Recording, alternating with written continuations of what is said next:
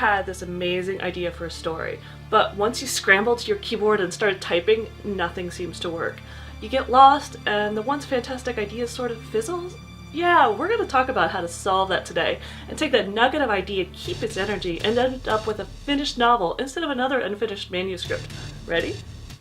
If you're a fantasy author, then you've come to the right place. My name is Autumn Bird, and together with Jesper Schmidt, I host this channel. Between us, we've published over 20 books, and our aim is to help you with your writing and marketing endeavors. Right.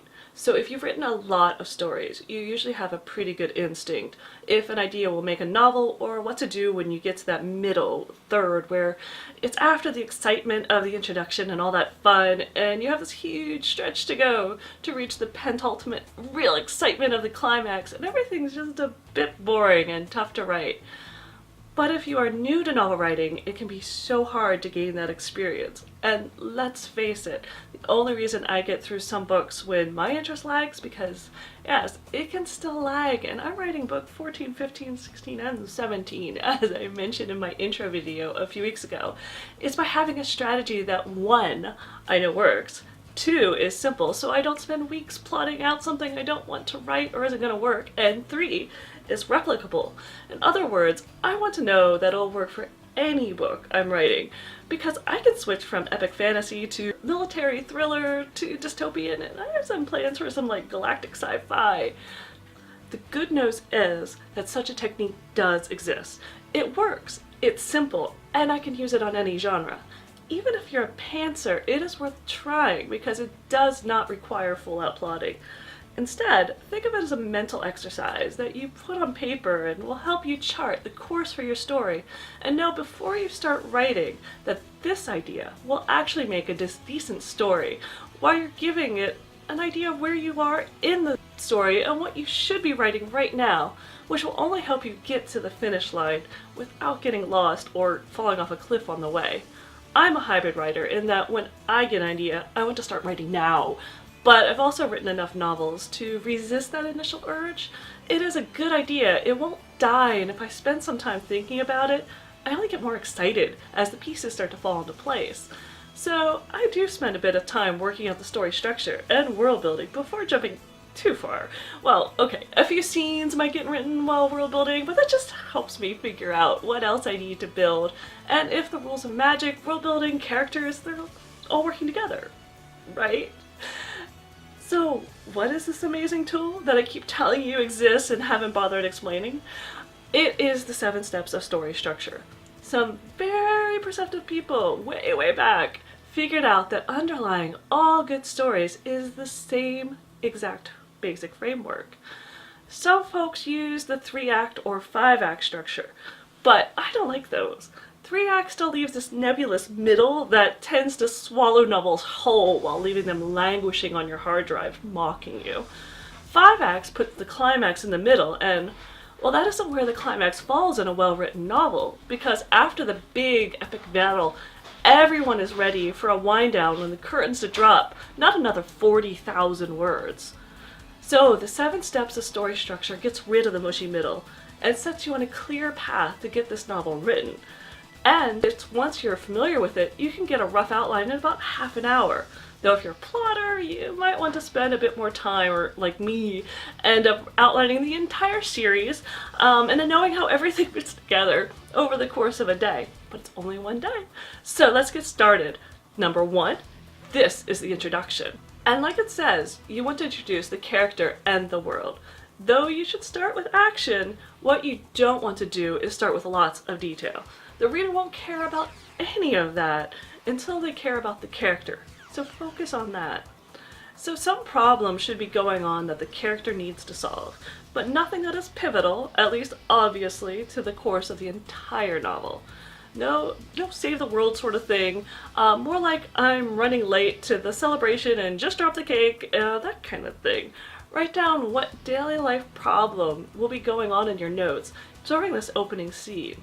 Now we're on to number 2, the inciting incident. Here, that easily relatable problem goes disastrously wrong, or wonderfully right, whatever, but the end result is completely unexpected. Being late to the celebration actually saves the character from the descending horde of invading the village. So who cares about the cake? Run for your life! This event turns the character's world upside down. Write down what happens to catapult the character from a normal day into a new reality. That's on to number 3.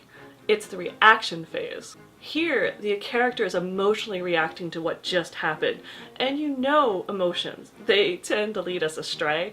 Survival happens by luck, or with help, because your character is in no way prepared to handle this new reality.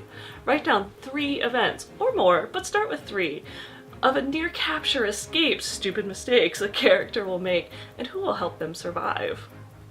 Number 4 is the idea, or dark night of the soul. This is the moment that disastrous event does happen, and the character has to come to some major soul searching just to realize they are the ones to blame, and they need to do better. They should just give up. Okay, thanks, Old McGrumpy. He is our resident AI co-host because we haven't managed yet to delete his code. Yet. I don't think your advice would help an author actually complete a novel. Rather the opposite. There are enough books. We don't need more. Think of Old McGrumpy as the voice of doubt in your head, the one you should always ignore. Speaking of which, let's just keep going. If events aren't dire, this phase is more of an epiphany moment when the character realizes their personal problems are tied to the world at large. Write down what pivotal event will be and what the character will realize. It should be linked to the big plot of the novel, like the benevolent Archduke is really a dark sorcerer trying to take over the kingdom and control to the raiding hordes that destroyed the village. Number 5 is the planning phase. Now the character has a better idea of the big picture and what is at stake. The villain will notice and start actively trying to stop them. So write down what the main character will do to gain the skills, objects, or allies to take down the villain, and a few things the villain will do to try to stop him, at least 2 of each. Number 6 is the climax.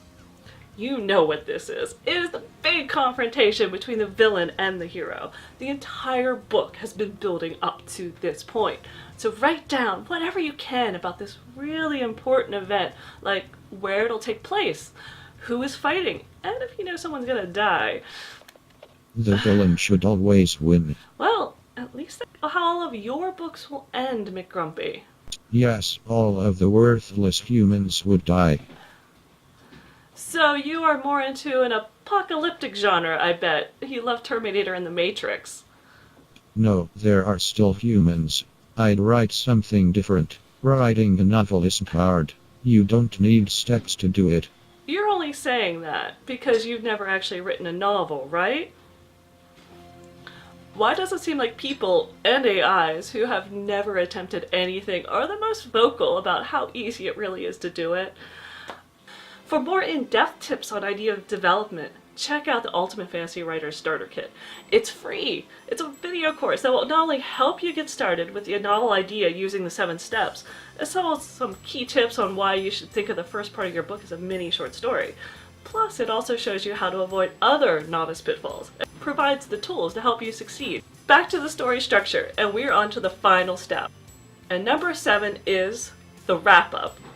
Just like a workout, there should be a brief cooling off period after the climax before you end the novel, unless you like cliffhangers, which in that case, just skip this part. This is the time to tie up loose ends. If a character fell in love, do they get married now, or does something tear them apart? Do you want to develop a subplot into a new problem leading to the next book? Write down whatever you think needs to wrap up the big story of the book, and anything you want to develop to lead into the next one. See, that isn't too hard. And with that, you will be able to chart your course while writing. Refer back to these notes that you've just written, and when you feel lost, you can see where you are in the 7 steps, and then you'll know what needs to be going on to keep the story moving. And plus you'll have an idea of how far you are from the end, and that could be a motivation too. Stay safe out there and see you next Monday.